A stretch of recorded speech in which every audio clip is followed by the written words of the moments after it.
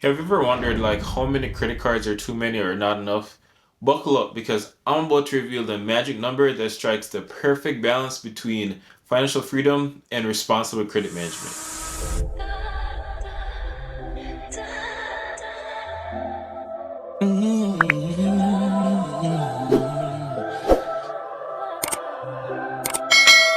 So guys, before I get into this video, about 80 to 90% of you watch my videos without subscribing, so please do me a favor, take a second and just hit below and subscribe to my channel. Thank you. Today guys, in this video, I want to touch on a topic that many people have wondered about. How many credit cards should you have? Credit cards can be like powerful financial tools if you use them responsibly. And it's important to find the right balance. In this video, I'm going to kind of explore the factors you want to consider, provide some guidance, and help you determine the ideal number of credit cards for your financial situation.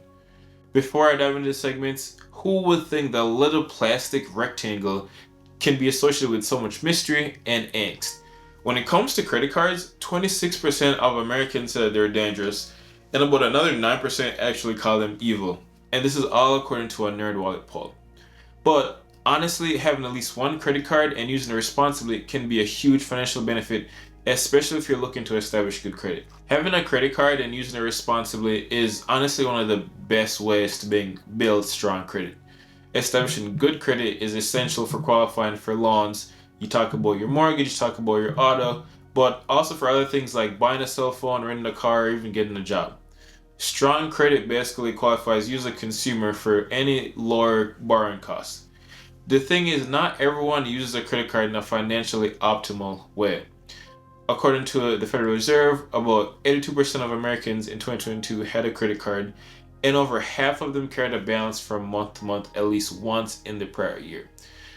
So because credit cards have high interest rates, not paying off your card in full from month to month can add significantly to your household costs. So here's my recommendation. If you're going to be a first-time card holder, get a card without the annual fees, get one with zero interest at first, and so that's going to allow you to pay your balance in full each month, and so on. Surprisingly, there can actually be drawbacks just having like one credit card. For one, you may go to a business that doesn't offer your credit card brand. In those cases, it may make sense to have two different card types, like a Visa or a MasterCard. As a consumer, you just want to prioritize a solid card that's gonna be like your primary one. A good foundation for like most people would be like a card with no annual fees that pays you around the 2% on all cashback purchases. A second is gonna be based on how you shop and kind of what rewards and benefits they have. So if you're a frequent traveler, you may want a card that's geared towards travel rewards and it also has like no foreign transaction fees. Having multiple credit cards can offer a lot of benefits. I mean, we're talking about increased purchasing power, better credit utilization ratios, and diverse reward programs. If you're someone who enjoys maximizing these benefits, then having multiple credit cards can be extremely advantageous. Different cards offer various rewards in different spending categories and just allows you to earn like a broad range of rewards across like a lot of purchases. My caution though, just don't get carried away with signing for like too many cards because then you'll end up with this complicated reward system and you just can't keep up with that. Lastly, consider the potential drawbacks such as a higher temptation to overspend and increased risk of debt if that's not managed responsibly. So this all comes down to a balancing act. Having too many credit cards can sometimes make users look like over-eager borrowers, and it's gonna like reduce your credit score even if you have a low balance or not. Lenders kind of get the perception that you're a compulsive borrower if you have too many credit applications in a short time frame. I believe I talked about hard pulls, soft pulls, and kind of just what affects your credit score. Click this link right here. The number of credit cards you have is gonna largely like be based off like your financial goals and like what your needs are. You want to take the time also to like evaluate your objectives. Are you looking to build credit? Are you trying to maximize rewards? Or just are you simply trying to simplify your finances? If you take time to assess your goals, it's going to help you determine the number of credit cards that align with your needs.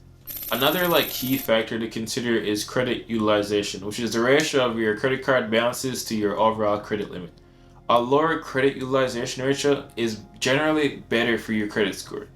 If you start finding it challenging to manage your spending and keep your balances low, having fewer credit cards might be advisable.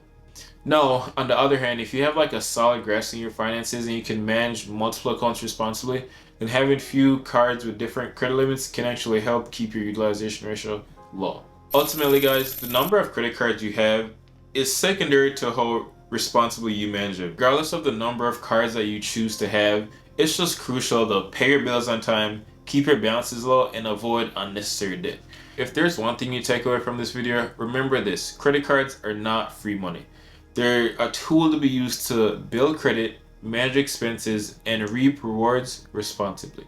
To wrap up, guys, finding the perfect balance of credit cards depends on your financial goals, your spending habits, and your ability to manage debt.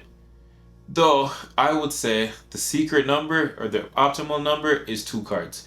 You want to evaluate your objectives, consider your credit utilization, and think about the rewards you want to seek. Remember, responsible credit management is the key to financial success. I hope this video provided valuable insights on how many credit cards you should have. Thank you for watching. I'm going to see you in the next video.